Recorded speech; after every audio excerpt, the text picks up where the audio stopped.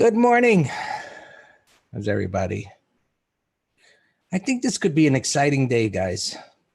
The markets here are in an interesting place, And so the markets came down, as you know, that big bar and then the gap down and the amazing big green bar reversal. And one of my comments yesterday as we were looking at this pre-market was that it doesn't matter how it got up to resistance after it came down like that, meaning it just moved from one place to where it needed to go, for sellers to want to give it a shot, right? And try and knock it back down the other way. And they stepped up right there, looked to the left, right? That area was marked off yesterday. For those of you watching on YouTube, you don't see any moving average crossovers. You don't see any fib retracements. You don't see any Gann lines. You don't see any Elliott waves marked. You just look to the left and say, where did it start to move the last time? Look for evidence that it's going to roll back over. Right? Pretty simple. So now markets come down back where they started the other advance. Can they reproduce this kind of a move again? Well, maybe. The last time it took several hours of making this rounding bottom, whereas today we have a, let's just call it for the moment, a little bit of a weak W bottom. And just looking at the 15-minute here, kind of jiggling around. But you see, you look over to the left again without any of the esoteric, maybe even less so esoteric stuff to say where price is going to turn, and lo and behold, there it is. That's where prices stop again. Are you starting to see the simplicity and power of just looking to the left? Geez, why would anybody start drawing diagonal lines and speed lines, Gann lines, this line, so on and so forth? Anyway, someday, I hope, while I'm still around doing this, and I plan on being here for the next several decades, people's ears start opening up and accepting this, and maybe they start taking all this crap off their charts. The software providers won't like it, and the indicator salespeople won't like it, but I think the traders and investors around the world will start to see the clarity and the simplicity of what we do here. Anyway, so this bottom here, we're going to see how far we can take it, or it's going to take. I'm thinking myself about going long here at the open since it's down here. And so can this turn into a green day? Maybe. It's retesting. I mean, the ideal would be, maybe hanging down here for a day and chopping around and maybe, the bigger rounding bottom and it trying to make the turn tomorrow and a big green bar. I don't know.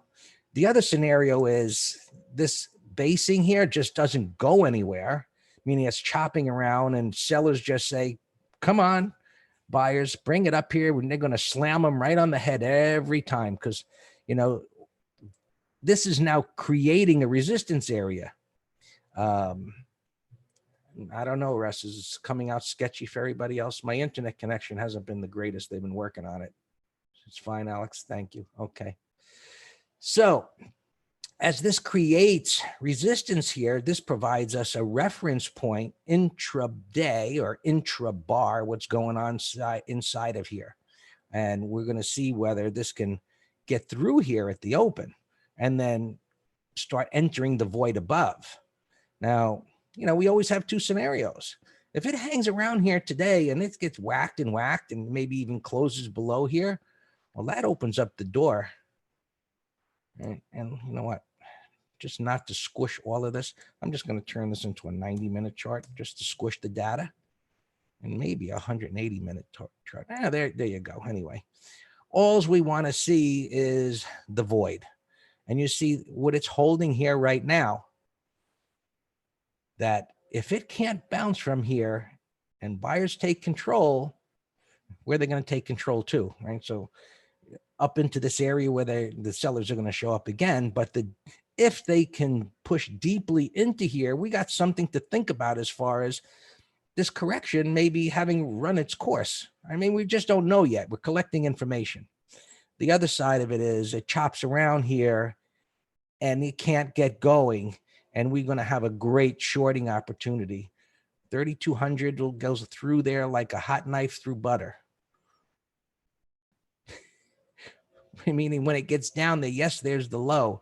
But historically, what it does is it pokes through it and then it reverses. It was the same thing the other morning. I forget what time it was that, you know, I went long the ES and we went out there and you know, I said, oh, you know, I said pre-market, this is what it should do. And it did it. So historically, when something like this happens and we're all focused down at this level here because of this low, the market's pushed down through it just for a little extra, you know, just icing on the cake to kill, you know, who's ever long and take out the stops. So just think about that concept because that's typically the way it happens. So, you know, I don't know where it might go, but it's just I'm squiggling it. You can see that there isn't much down here to, you know, to use as a reference. But the point is, if it should make this kind of a move, right? Fast move, fast move, fast move down here. The fast moves are the ones that poke down below your reference point, and then it springs back up. And that's how, or where you should go down to a smaller time frame, right? Whether it's the 15-minute or the 5-minute, or you're nimble like some are, you know, maybe a 1 or 2 minute, and you start looking for this same pattern, some kind of rounding bottom kind of a pattern on the small time frame after this pokes down here. That's what we did the other morning, and we had a nice, beautiful rise up off of the bottom there. So that's what to look for in the next couple of days, today, and so on. And of course, we always see how it plays out. So the most bearish case is that, you know, this hit the gap fill, it got slammed, and now it's going to be 2 or 3 days down into here. That would be fantastic. You know, kind of a measured move right down into this area here. What that would be as far as percentage wise, we could take a look. Let's just call it, eyeball it here, and let's just do this. And percent of distance would be a measly 5%, right? I didn't want to move that. It would be about a measly 5% coming down here. And you know what, other than a few years ago where there was a 20% correction, that's been about what the corrections have been. Now, you know, anybody else catches a cold besides me in this country, you know, just kind of eyeballing levels down here is about 8%, where there's a big swing low. And I don't want to get too far ahead of ourselves in there, give or take where the 200 is, would be about 10%. So nothing like that's going to happen this week, but just to give you guys reference points as to where the 5%, 10%, and so on is. And they, you know, these kind of corrections line up with where others are going to be looking, that 200 period moving average, but they'll more so be looking at the SPX as to where that 200 is and the big round 3,000 number, but above that is this congestion area down here. So we'll take it as it unfolds and update as we do every morning and throughout the day in the green room and so on.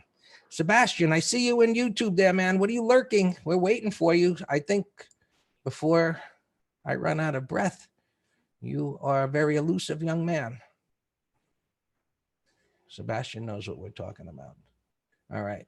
So let's continue here. NQs. Showing a little relative strength here, high or low. It's not down here by the low. You know, Tesla's up big. You know, while Apple's down a little bit, that was the big leader yesterday. Semiconductors are in some trouble here. They were the leaders, so that is one vote for some of the bearish case. You know, the semiconductors, which have been leading the way, broke trend here, and you know, they look like they can go lower. is one of the things we're keeping an eye on. And YM, similar pattern down here with a prior low.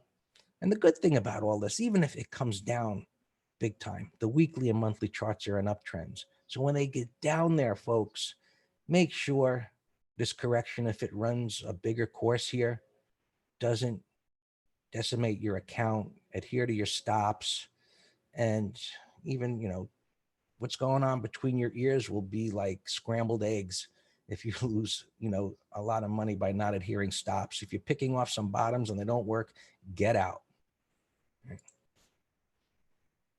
Russell been a little bit of the weaker, but still the same idea. Resistance, support. So far, it's holding there. And can it hold this area, or does it have, going to make a bigger move down into this level over here? So again, trading is about seeing what happened in the past, what's happening in the moment, forming a bias based on objective information, multiple time frames, trend alignment, and where support and resistance, waiting for things to line up in a location, then what a certain pattern. We discussed this in the green room yesterday, and then taking a position, and then what I call going into intelligent hope mode. So all that coming together, you don't know what's going to happen afterwards, but you have a plan. So while intelligent hope mode doesn't mean a white knuckle ride, means you're scared to death because you don't know what you're doing or what's going to happen, you have a plan. Oil continuing to move down. Maybe, I don't know, I wrote in the letter, this is just a big message that, and I think we all know this, electric cars are the future. I've never driven an electric car. They've come a long way. Maybe they have the pep of a gas car now, these Teslas. When I looked at a Tesla, the last time I was in the market for a new car, I went and looked at one and I said, wow, the outside of this car is gorgeous. I looked on the inside and I say, that's kind of Spartan, and it's just not what I want. I wanted more of the luxurious, cushiony comfort of, that nice Mercedes. And, but maybe they'll kind of get in between, but the rest of the car was just an amazing looking vehicle. Anyway, so it'll be interesting to see if oil bounces off of this level and whether this turns around here. And bonds, right, reversing back up, and they're going to go higher, right? They're going to go up. We'll see what they do up into this area there. You can see the pattern. There's a downward sloping correction into that support and the wide range bar up, and it's going to keep going up until it hits that area. And 180 reversal on gold. So here's, and this is the beauty of bar by bar analysis, folks. And this is a perfect example of why I created the concept of this many, many years ago. And I created it out of my own fears and greeds and so on and so forth, meaning like, okay, I'm in this trade over here, right, for whatever reason that's going on here. And I see this red bar. I'm like, oh, here we go again. Another bad trade, scared to death. Right? What do I do? Do I exit the trade? It's a red bar. And so then you're like, no, your stops are down here. You sit and you wait. What does the next bar do? If it's red, well, something's going wrong. But if it turns down like this and it retraces 80% into the red bar, buyers are still in control. It's just a red bar. There was some profit taking. Right? So profit taking on one day does not change the trend or your bias from a longer term point of view. Silver, right? You saw how it got slammed down and now it's reversing back up. It's got some work to do now that it left all of these buyers sitting there wondering why it went down nonetheless. So it's got to eat through some of that overhead resistance. And the transports, right? Just a mess. Breakout failure here. Can they hold this level? And this just noise just based on, viruses and so on, and all the schizophrenic type of stuff that's been going on for the last couple of years. So we'll see if transports can get turned around. And, you know, one of the ones that look great is CSX, but, you know, it's coming up to this resistance area. So how much more can it help versus, you know, something like this that got pounded down, and, you know, you know, things like this. One stock can't drag the index. So it's not like the transports just look like they're going to just come back and explode higher. So in any event, so this, we'll see what happens today, whether we get some kind of W bottom that can hold and retrace, or whether back down into the abyss and the void below. There you go. All yours, Dan. The abyss below. It is going to be for those that refuse to accept somewhat bearishness of what's going on at the moment and holding on. All right, so we entered 2 shorts yesterday into the close. JP Morgan gapping down, looks good. We did a Roku bear call spread, gapping down, looks great. All our opens are fine, square down a little bit, but we only have a third left. AAXN, I said to hold off, even if it did trigger. So we're fine on our opens. We're very, very light. Ton of earnings here again. Let's go through those. Somebody on YouTube's asking about SRNE. Can't, you know, gapping down a few pennies, but it's a bearish engulfing. You can go long over the high. Well, it would be a red bar ignored if it took out the high, but you don't have a great price void. You don't really have a great price void to the downside either, other than a small little day trade. Somebody's asking about SOXL. Yeah, there's a lot of patterns that look like this. You know, bearish gap down, sell setup, just like our JPM, like our Roku, like XLF, like XBY. So many things look the same. So it's just a matter of picking the best one with an intraday entry with a nice price void. And let's go back to India. Somebody asked me about this either yesterday or the day before, and I don't know where they got in, but I think they were in hope mode, and I just talked objectively about trends and bars and moving averages and relative weakness, and I said it looks horrible. Now look at it, 289, and it was just $7 here a week or so ago. That's just bearish price action. A little gapper here, but it looks like a penny stock garbage. Mighty Mo had to take a $4 billion charge for jewel lawsuits and things. Cree, a ton of earnings. Cree 49.30.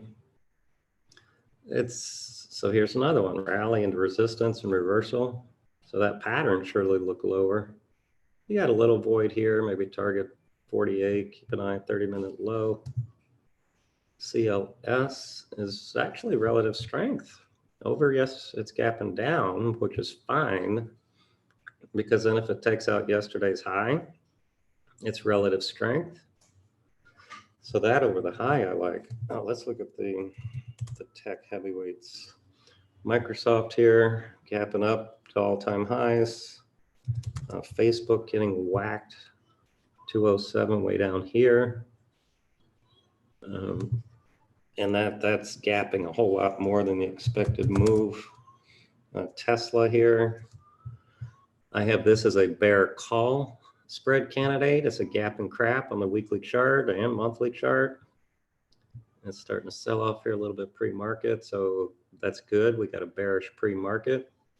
So this is looks like my number one bear call credit spread to sell for tomorrow. And then maybe 30-minute high. We could do a further out of the one for next week. We talked about MT Live yesterday turning Greeks into English and profits. And this is an example, you know, volatility crush. It's going to get crushed at the open, but it's still going to be very high. And that's our style, trading gappers on earnings the first hour with a pattern, of course. Cuervo here, big, huge gap to all-time highs, but it's too big. Crust, same. Gapping over this ugly red bar is very bullish. It's extended, but let's see if it can take out a 30-minute high. URI, another sell setup at resistance. It had earnings, so that's a 30-minute low idea. Leicester, a transport getting whacked. Oh man, this drilling is starting. Wow, look at $97 when you got a, I mean, it's a nasty gap. That's damage, but that's a big gap. IEX down to 164. It's another nasty gap, another sell setup. And we called this perfectly. In the video the other day, I said, hey, on the heels of Apple positive earnings, let's get one more push up into resistance. We got our reversal bar yesterday, courtesy of, I guess, negative reactions to FOMC. I wish we put on more shorts yesterday afternoon, Greg. Not on earnings stocks, of course, but Spiders was a good setup. Wish we bought some out of the money puts on it. NOC has been acting very bullish now, 373. It could be a call spread candidate. VAR, 145. 30-minute low idea. Holex, 53. It's a bearish gap, another 30-minute low idea. ABC, it's gapping up, but no pattern. You're gone. Algin, 251. Bearish gap with a big void down here. Another 30-minute low idea. LUV. This was the best looking airline. Wait, this was a gap reversal the other day. We'll keep an eye on it. Maybe ABC, AXS. I can't tell where it's opening. Yeah, McGraw, you know me. I don't care about whether they beat or fail or raise or skip or jump. I don't care what they announce. All I care is the gap and if there's a pattern.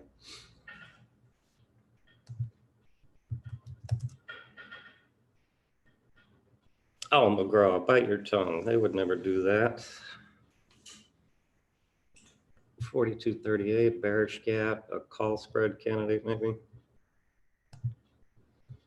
AGNC, this is relative strength. Let's just keep an eye on it. PayPal, another sell setup in the resistance, 113, gapping down here. Call spread candidate. Yeah, I think we can get a lot of call spread candidates now for next week or even hopefully tomorrow. LM down a buck or so, no pattern. Wow, Murphy. Look at that, $28 down to 20 in less than 3 weeks. How's that for a round trip? Look at that, it's back to its starting gate of the November rally. Wow. That's some pain. If it can reverse 30-minute high, maybe a call spread. Hermano from Germany. Hey, good evening from your neck of the woods. Good morning here. What's your take on Tesla? My take on it is looking for an intraday bearish setup and selling an out of the money bear call credit spread that expires tomorrow. There's no way I'm interested in buying this. You know, look at these MAs. Yeah, this is another example of MAs. If I just gave you these 3 MAs and took off the candles, And you gave me the price, of course, so I can put it in perspective. And then you said, hey, Dan, the stock closed at 581 and now it's gapping up 55 bucks. I don't even need to see the candles. You know what? I would just tell you, short of 30-minute low. This alignment is telling me it's a gap and crap. I know Dan's saying Tesla doesn't trade rationally. I give you that, but Dan, I ain't gonna enter unless I get a bearish intraday setup. And trust me, whether it comes today or tomorrow or Monday, this will run out of jet fuel. It's a mathematical fact. So, you know, and then we'll see what the retracement is. That doesn't mean the trend is over, but it means we're going to have a tradable, you know, pullback. I know, but even cults, the jet fuel runs out when the cult runs out of cash.